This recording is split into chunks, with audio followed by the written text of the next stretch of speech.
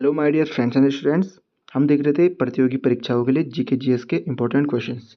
प्रतियोगी परीक्षाएं हो गई हमारे पास, जैसे एसएससी एमटीएस हो गया, एसएससी सीएचएसएल हो गया, एसएससी सीजीएल हो गया, एनडीए हो गया, सीडीएस हो गया। जिन पेपरों को, जिन एग्जामिनेशंस को यूपीएससी कंडक्ट करते हैं या फिर एसएससी की कोई भी एग्जामिनेशन होगी जिनको यूपीएससी कंडक्ट नहीं करती हैं, सभी के लिए जो है इंपॉर्टेंट क्वेश्चन है जीके जीएस के। और सभी में जो है जीके जीएस एक अहम भूमिका निभाता है, एक हाई वेटेज के साथ अपने क्वेश्चंस को लाता है। ठीक है, तो चलो शुरू करते हैं बिना किसी देरी के जीके जीएस के इंपॉर्टेंट क्वेश्चंस को। चलो शुरू करते हैं क्वेश्चन नंबर 1 से, और इनके रीजन भी बताऊंगा मैं इनके पीछे से। ठीक है, तो चलो शुरू करते हैं बिना किसी देरी के इंपॉर्टेंट जीके जीएस के क्वेश्चंस। ठीक है, यानी कि महत्वपूर्ण जीके जीएस के क्वेश्चन। पहला क्वेश्चन है हमारे पास, जिम कॉर्बेट राष्ट्रीय उद्यान कहाँ स्थित है? जिम कॉर्बेट राष्ट्रीय उद्यान कहाँ स्थित है? Jim Corbett national park. Option है आपके पास हिमाचल प्रदेश, उत्तर प्रदेश, उत्तराखंड। इन तीनों में से आपको बताना है कि जिम कॉर्बेट राष्ट्रीय उद्यान कहाँ स्थित है। तो हमारे पास जिम कॉर्बेट राष्ट्रीय उद्यान है, हमारा उत्तराखंड में स्थित है। जिम कॉर्बेट राष्ट्रीय उद्यान के बारे में थोड़ा सा जानकारी लेते हैं, हम इसको देखते हैं हम। तो चलो, जिम कॉर्बेट राष्ट्रीय उद्यान। ठीक है, जिम कॉर्बेट राष्ट्रीय उद्यान उत्तराखंड राज्य में 1936 में बना था। ठीक है, इस इस नेशनल पार्क की स्थापना जो है 1936 में हुई थी। ठीक है, यह भारत का पहला राष्ट्रीय उद्यान है। ठीक है, जिम कॉर्बेट राष्ट्रीय उद्यान जो है भारत का पहला राष्ट्रीय उद्यान है, और पहले इसे हेली नाम से जाना जाता है। ठीक है, पहले इसे हेली नाम से जाना जाता है, और 1957 में इसका नाम चेंज करके जिम कॉर्बेट नेशनल पार्क कर दिया गया है। ठीक है, तो देखो, जिम कॉर्बेट राष्ट्रीय उद्यान उत्तराखंड राज्य में स्थित है, और यह 1936 में बनाया गया था। इसका निर्माण 1936 में किया गया था। यह भारत का जो है पहला राष्ट्रीय उद्यान है, यह इंडिया का जो है पहला नेशनल पार्क है, और इसे हेली नाम से जाना जाता है। पहले इसे हेली नाम से जाना जाता था। ठीक है, अब जिम कॉर्बेट नेशनल पार्क हो गया है। अब देखते हैं हम क्वेश्चन नंबर 2 को। क्वेश्चन नंबर 2 है हमारे पास, भारत का सबसे बड़ा राष्ट्रीय उद्यान कौन सा है? ठीक है, भारत का सबसे बड़ा राष्ट्रीय उद्यान कौन सा है? Which is the greatest national park in India? Bharat का सबसे बड़ा राष्ट्रीय उद्यान कौन सा है? आपके ऑप्शन है जिम कॉर्बेट राष्ट्रीय उद्यान, कच्छ की खाड़ी और कीबुल लमाजो। इन तीनों में से आपका कोई भी सही आंसर नहीं है। ठीक है, जो सही आंसर था उसको टाइप करना हम भूल गए हैं। तो आपका सही आंसर है हेमिस राष्ट्रीय उद्यान। इसके बारे में भी हम जानकारी लेंगे। ठीक है, इन तीनों में से आपका सही आंसर कोई सा भी नहीं है। तो आपका सही आंसर है हेमिस नेशनल पार्क, यानी कि हेमिस राष्ट्रीय उद्यान। इसके बारे में हम देखते हैं जानकारी। तो चलो, तो देखो, भारत का सबसे बड़ा राष्ट्रीय उद्यान हेमिस राष्ट्रीय उद्यान है। यह लद्दाख केंद्र शासित प्रदेश के पूर्वी भाग में स्थित है। ठीक है, यह जो है लद्दाख केंद्र शासित प्रदेश के पूर्वी भाग में स्थित है, और यह जो है भारत का सबसे बड़ा राष्ट्रीय उद्यान है। कौन सा राष्ट्रीय उद्यान? भारत का सबसे बड़ा राष्ट्रीय उद्यान है। कौन है ये? हेमिस राष्ट्रीय उद्यान। यह भारत में सबसे ऊंचाई पर स्थित राष्ट्रीय उद्यान है। इसका क्षेत्रफल लगभग जो है हमारे पास 4400 वर्ग किलोमीटर है, यानी कि 4400 वर्ग किलोमीटर है इसका कुल क्षेत्रफल। ठीक है, और यह जो है सबसे ऊंचाई पर स्थित राष्ट्रीय उद्यान है, सबसे ऊंचाई पर स्थित राष्ट्रीय उद्यान है हेमिस राष्ट्रीय उद्यान। ये हो गया हमारे पास हेमिस राष्ट्रीय उद्यान के बारे में। तो ये हो गया हमारे पास क्वेश्चन नंबर 2 का आंसर, हेमिस राष्ट्रीय उद्यान भारत का सबसे बड़ा राष्ट्रीय उद्यान। और देखो, जिम कॉर्बेट राष्ट्रीय उद्यान जो है हमारे पास, ये फेमस किस लिए है? यहाँ जो है बाघों की मात्रा बहुत अधिक पाई जाती है। यह जो है बाघों को लेकर के प्रसिद्ध राष्ट्रीय उद्यान है। बाघ यानी कि टाइगर को लेकर के इस राष्ट्रीय उद्यान में जो है अधिक मात्रा में टाइगर्स पाए जाते हैं। ठीक है, तो इसलिए ये फेमस है। अब देखते हैं क्वेश्चन नंबर 3 को, देखते हैं हम। क्वेश्चन नंबर 3 हमारे पास, भारत का सबसे छोटा राष्ट्रीय उद्यान कौन सा है? भारत का जो है सबसे छोटा राष्ट्रीय उद्यान कौन सा है? Which is the smallest national park in India? आपके ऑप्शन से कौन है आपके पास? राष्ट्रीय राजीव गांधी राष्ट्रीय उद्यान, कौन है आपके पास? साउथ बटन द्वीप। ठीक है, तीसरा है आपके पास कान्हा राष्ट्रीय उद्यान। तो आपका सही ऑप्शन कौन सा होगा इसमें से? तो आपका इसमें सही आंसर है, भारत का सबसे छोटा राष्ट्रीय उद्यान जो है हमारे पास, वो है साउथ बटन नेशनल पार्क। ठीक है, साउथ बटन द्वीप जो है हमारे पास सबसे छोटा राष्ट्रीय उद्यान है भारत का। अब इसके बारे में हम थोड़ा सा जानकारी देखते हैं। तो देखो, भारत का सबसे छोटा राष्ट्रीय उद्यान है हमारे पास साउथ बटन द्वीप। ठीक है, भारत का सबसे छोटा राष्ट्रीय उद्यान साउथ बटन द्वीप है। यह अंडमान और निकोबार द्वीप समूह में स्थित है। यह जो है अंडमान और निकोबार द्वीप समूह में स्थित है। इसका क्षेत्रफल 0.03 वर्ग किलोमीटर है। ठीक है, स्क्वायर किलोमीटर है। ये जो है 0.03 स्क्वायर किलोमीटर के उसमें फैला हुआ है, क्षेत्रफल में फैला हुआ है। ठीक है, तो यह अंडमान और निकोबार द्वीप समूह में स्थित है, और सबसे छोटा जो है नेशनल पार्क है हमारे पास, राष्ट्रीय उद्यान कौन सा? साउथ बटन द्वीप। तो ये हो गया हमारे पास साउथ बटन द्वीप के बारे में, सबसे छोटा राष्ट्रीय उद्यान भारत का। अब अगले क्वेश्चन की ओर बढ़ते हैं हम। क्वेश्चन नंबर 4 है हमारे पास, सौरमंडल का सबसे गर्म ग्रह कौन सा है? ठीक है, सौरमंडल का सबसे गर्म ग्रह कौन सा है? तो सबसे पहला ग्रह हमारे पास मरकरी आता है। क्वेश्चन आपके पास ऑप्शन में भी है मरकरी, यानी कि बुध, शुक्र और बृहस्पति। इन दोनों में से सबसे गर्म ग्रह कौन सा है? और सौरमंडल का सबसे ग्रह क्वेश्चन है हमारे पास, सौरमंडल का सबसे गर्म ग्रह कौन सा है? तो आपका सही आंसर है हमारे पास वीनस, यानी कि शुक्र। शुक्र दूसरे नंबर पे आता है, जबकि बुध पहले नंबर पे आता है। तो शुक्र क्यों है सबसे गर्म ग्रह, इसको हम देखते हैं। तो देखो, शुक्र सूर्य से दूसरे स्थान वाला ग्रह है। ठीक है, सूर्य के बाद दूसरे स्थान पर आता है। पहले में बुध आता है, फिर शुक्र आता है। तो देखो, शुक्र सूर्य से दूसरे स्थान वाला ग्रह है। इसका घना वायुमंडल ग्रीन हाउस प्रभाव में गर्मी को फंसाता है। ठीक है, इसका जो है इसका वायुमंडल जो है ग्रीन हाउस प्रभाव में गर्मी को फंसाता है, जिससे यह हमारे सौरमंडल का सबसे गर्म ग्रह बन जाता है, जिसकी सतह का तापमान इतना अधिक है कि शीशा तक पिघल जाता है। इसकी सतह की जो टेम्परेचर है वो इतना अधिक है, शीशा तक को ये पिघला देता है, शीशा धातु को तक ये पिघला देता है। इतना गर्म इसका टेम्परेचर होता है। क्यों होता है? इसका जो है वायुमंडल जो है इतना घना होता है, जिससे यह ग्रीन हाउस इफेक्ट को रोकता है, जिसमें वो गर्मी को बाहर जाने नहीं देता है। ठीक है, ग्रीन हाउस इफेक्ट में जो है गर्मी बाहर चली जाती है, तो ये जो है गर्मी को बाहर गर्मी को बाहर जाने नहीं देता है। ठीक है, तो इसलिए जो है सबसे गर्म ग्रह होता है, हमारे सौरमंडल का सबसे गर्म ग्रह होता है।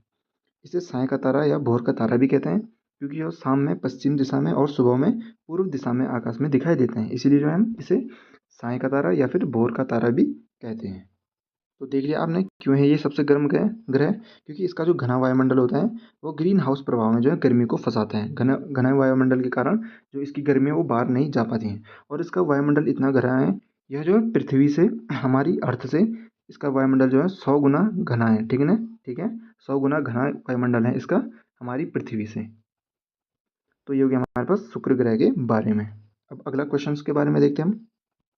क्वेश्चन नंबर 5 है हमारे पास, पृथ्वी के ऊपरी भाग को क्या कहते हैं हम? ठीक है, पृथ्वी के जो ऊपरी भाग होते हैं उसको क्या करते हैं हम? आपके ऑप्शन से कौन है आपके पास? भूपर पट्टी यानी कि क्रस्ट, कौन है आपके पास? मेंटल यानी कि मेंटल, कौन है आपके पास? केंद्रीय भाग, इसको हम कोर कहते हैं। ठीक है, तो क्या कहते हैं पृथ्वी के ऊपरी भाग को? हमारे पास आंसर है भूपर पट्टी। पृथ्वी के ऊपरी भाग को भूपर पट्टी कहते हैं, फिर हमारे पास उसके नीचे के भाग को मेंटल कहते हैं, और फिर केंद्रीय भाग आता है, कोर आता है। ठीक है, तो भूपर पट्टी जो है पृथ्वी से 34 किलोमीटर तक नीचे तक फैली होती है। ठीक है, भूपर पट्टी जो है पृथ्वी के ऊपरी सतह से 34 किलोमीटर तक नीचे को हम भूपर पट्टी कहते हैं, यानी कि क्रस्ट इतने उसमें फैली होती है, इतने एरिया में ये क्रस्ट फैली होती है। ठीक है, अब जो है भूपर पट्टी जो होती है हमारे पास, यह मुख्यतः जो है बेसाल्ट चट्टानों से बनी होती हैं। भूपर पट्टी जो है बेसाल्ट चट्टानों से बनी होती है। बेसाल्ट चट्टानें क्या होती है? ये चट्टानें जो है ज्वालामुखीय चट्टानें होती हैं। ज्वालामुखी का जो मैग्मा होता है यानी कि जो लावा होता है, उसके पिघलने के बाद जो चट्टानें बनती है उसको हम बेसाल्ट चट्टानें कहते हैं। इसलिए, और भूपर पट्टी जो है ये भी बेसाल्ट चट्टानों से मिल करके बनी होती है। ठीक है, ये मुख्यतः जो है बेसाल्ट चट्टानों से बनी होती है। भूपर पट्टी के बारे में बात हो रही है हमारे पास, क्योंकि हमारे पास क्वेश्चन नंबर 5 के बारे में, इसके लिए मैंने थ्योरी नहीं लिखी थी, इसके लिए मैंने बोल के समझा दिया आपको, आप समझ जाइएगा। क्वेश्चन नंबर 6 है हमारे पास, निम्न में से कौन सा दर्रा श्रीनगर को जम्मू से जोड़ता है? निम्न में से जो है कौन सा दर्रा जो है श्रीनगर को जम्मू से जोड़ता है? आपके पास ऑप्शन कौन है? सॉरी, आपका ऑप्शन कौन है हमारे पास? रोहतांग दर्रा, कौन है? बनिहाल दर्रा, और तीसरा ऑप्शन है हमारे पास जोजिला दर्रा। तो इनमें से कौन सा दर्रा है जो श्रीनगर को जम्मू से जोड़ता है, या फिर जम्मू को श्रीनगर से जोड़ते हैं? तो आपका आंसर है बनिहाल दर्रा। बनिहाल एक ऐसा दर्रा है जो श्रीनगर को जम्मू से जोड़ता है। इसका आंसर हो गया बनिहाल दर्रा। क्वेश्चन नंबर 6 तो हो गया हमारे पास। अब हम देखेंगे क्वेश्चन नंबर 7, और जो चीज़ आपको डिटेल में बताने के लिए होगी मैं वो बता दूंगा। ठीक है, जो इंपॉर्टेंट होगी। तो चलो, क्वेश्चन वैसे तो सारी क्वेश्चन इंपॉर्टेंट, बस कुछ चीज़ें हमको पता नहीं है, मैं उनको आपको बता दूंगा। ठीक है, तो चलो आगे बढ़ते हैं। क्वेश्चन नंबर 7 है अब हमारे पास, निम्न में से कौन सा दर्रा हिमाचल प्रदेश में स्थित है? निम्न में से कौन सा दर्रा हिमाचल प्रदेश में स्थित है?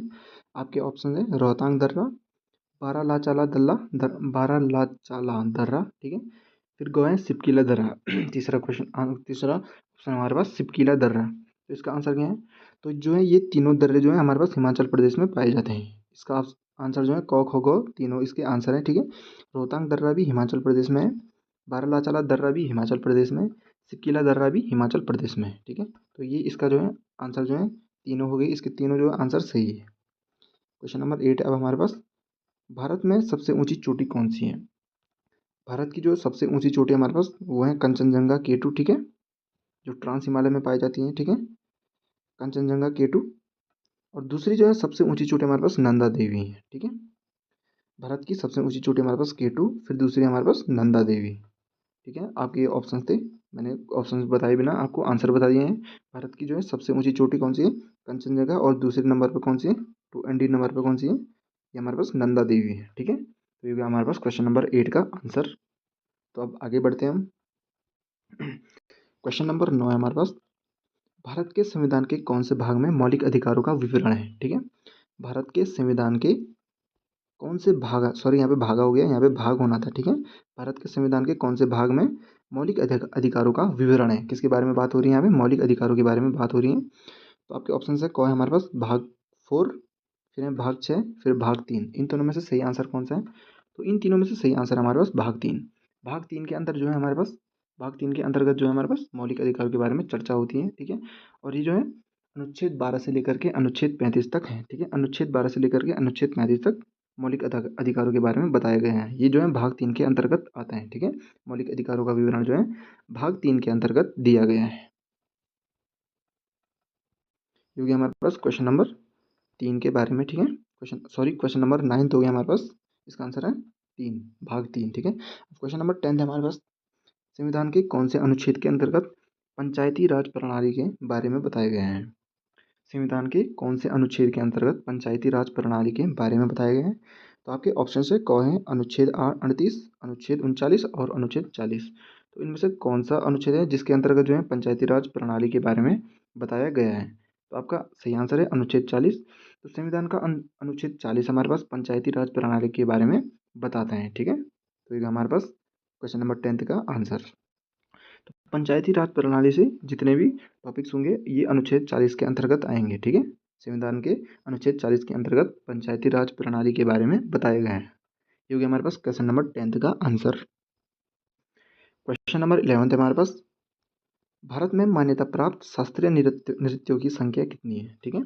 भारत में जो है मान्यता प्राप्त शास्त्रीय नृत्यों की संख्या कितनी है। तो आपके ऑप्शन है 6 शास्त्रीय नृत्य, ख है हमारे पास 10 शास्त्रीय नृत्य, ग है हमारे पास 8 शास्त्रीय नृत्य। तो आपका सही आंसर क्या है हमारे पास तो हमारा सही आंसर है 8 शास्त्रीय नृत्य। भारत में जो 8 शास्त्रीय नृत्य ऐसे हैं जिनको जो है मान्यता प्राप्त दी गई है, ठीक है। मान्यता प्राप्त 8 शास्त्रीय नृत्य भारत में मौजूद है, ठीक है। तो इसका आंसर 8 शास्त्रीय नृत्य है। ये क्वेश्चन नंबर 11। अब देखो इसी से रिलेटेड एक और क्वेश्चन है, शास्त्रीय नृत्य से रिलेटेड, ठीक है। तो देखो क्वेश्चन नंबर 12 है हमारे पास, भारतीय शास्त्रीय नृत्यों का उद्गम किस शास्त्र से माना जाता है। भारतीय शास्त्रीय नृत्यों का उद्गम किस शास्त्र से माना जाता है। तो ऑप्शन नंबर 1 यहाँ पर कौन है आपके पास, योग शास्त्र, ख है हमारे पास नाट्य शास्त्र, फिर गो है हमारे पास न्याय शास्त्र। तो कौन से शास्त्र से जो है हमारे शास्त्रीय नृत्यों का उद्गम हुआ है, यानी कि कौन से शास्त्रों में हमारे शास्त्रीय नृत्यों के बारे में लिखा गया है, ठीक है। तो आपका आंसर है ख है हमारे पास नाट्य शास्त्र, ठीक है। नाट्य शास्त्र में जो है शास्त्रीय नृत्यों के बारे में लिखा गया है, और नाट्य शास्त्र जो है नाट्य शास्त्र जो है शास्त्रीय नृत्यों का उद्गम कराते हैं, ठीक है। नाट्य शास्त्र जो है शास्त्रीय नृत्यों का उद्गम होता है। एक टंग ट्विस्टर जैसा हो गया है, बोला नहीं जा रहा है नाट्य शास्त्र, ठीक है। तो अब हम देखते हैं नाट्य शास्त्र है क्या। तो अब हमारे पास नाट्य शास्त्र, देखो नाट्य शास्त्र के बारे में देखें हम, तो नाट्य शास्त्र भारतीय नृत्य पर प्राचीन ग्रंथ के रूप में उपलब्ध है, ठीक है। ये एक प्राचीन ग्रंथ है जो जो हमारे पास शास्त्रीय नृत्यों के बारे में बताते हैं, ठीक है। तो ये देखो यही बोल रहे हैं, नाट्य शास्त्र शास्त्रीय नृत्य पर प्राचीन ग्रंथ के रूप में उपलब्ध है। ये एक प्राचीन ग्रंथ है जो शास्त्रीय नृत्यों के बारे में हमको जानकारी देते हैं, ठीक है। जो नाटक नृत्य और संगीत की कला की स्रोत पुस्तकें हैं, ठीक है। यह एक नाटक नृत्य और संगीत की संगीत की कला की स्रोत पुस्तक है, ठीक है। यह स्रोत पुस्तक है, सॉरी, स्रोत पुस्तक पता होगी आपको, ठीक है, जिससे हम सीखते हैं, ठीक है। ये एक स्रोत पुस्तक हो गई जिससे हम कुछ भी चीज़ सीखते हैं, जो किसी चीज़ के बारे में बताती हैं, किसी एक विशिष्ट स्पेसिफिक चीज़ के बारे में बताती हैं, उसको हम स्रोत पुस्तक कहते हैं, ठीक है। क्योंकि हमारे पास नाट्य शास्त्र के रचयिता जो है हमारे पास भरत मुनि थे, ठीक है। नाट्य शास्त्र के जो रचयिता थे वो है हमारे पास भरत मुनि। इसके रचयिता जो है भरत मुनि है, ठीक है। नाट्य शास्त्र के रचयिता भरत मुनि है। तो ये इसके बारे में नाट्य शास्त्र के बारे में। तो क्वेश्चन क्या था आपके पास, भारतीय शास्त्रीय नृत्यों का उद्गम किस शास्त्र से माना जाता है। तो हमारे पास आंसर है नाट्य शास्त्र। ये हो गया हमारे पास क्वेश्चन नंबर 12 का आंसर। अब हम देखते हैं क्वेश्चन नंबर 13 के बारे में। 13 को देखते हैं। तो भारत में सबसे बड़ी सहायक नदी कौन सी है? ठीक है, भारत में क्वेश्चन नंबर 13 हमारे पास, भारत में सबसे बड़ी सहायक नदी कौन सी है? तो आपका ऑप्शन है भागीरथी नदी, गौ है यमुना नदी, गौ है कोसी नदी। तो कौन सी नदी जो है सबसे बड़ी सहायक नदी है? तो इसका आंसर है यमुना नदी। यमुना नदी जो है भारत में जो है सबसे बड़ी सहायक नदी है। और ये किसकी सहायक नदी है? ये जो है गंगा की सहायक नदी है। सबसे बड़ी सहायक नदी है गंगा की यमुना नदी। ठीक है, सबसे बड़ी सहायक नदी, और भारत में जो है सबसे बड़ी सहायक नदी भी यमुना नदी है। ये हो गया क्वेश्चन नंबर 13 के बारे में। क्वेश्चन नंबर 14 है हमारे पास। भारत में सबसे अधिक वनों वाला राज्य कौन सा है? भारत में सबसे अधिक वनों वाला राज्य कौन सा है? आपके ऑप्शन है उत्तराखंड, ख है गुजरात, ग है मध्य प्रदेश। तो इनमें से सबसे अधिक वनों वाला राज्य कौन सा है? तो आपका आंसर है मध्य प्रदेश। मध्य प्रदेश जो है सबसे अधिक वनों वाला राज्य है। भारत में जो है सबसे अधिक वनों वाला राज्य मध्य प्रदेश है। ये हो गया हमारे पास क्वेश्चन नंबर 14 के बारे में। तो आज के लिए इतना ही। अब आगे देखते हैं हम अगली वीडियो में। आज क्वेश्चन नंबर 14 थे, जबकि हम 15 क्वेश्चन करते हैं। अगली वीडियो से जो है 15 से ज़्यादा क्वेश्चन होंगे, बट कम क्वेश्चन नहीं होंगे, या फिर 15 क्वेश्चन होंगे, क्योंकि एक दिन के लिए ज़्यादा क्वेश्चन ठीक नहीं है।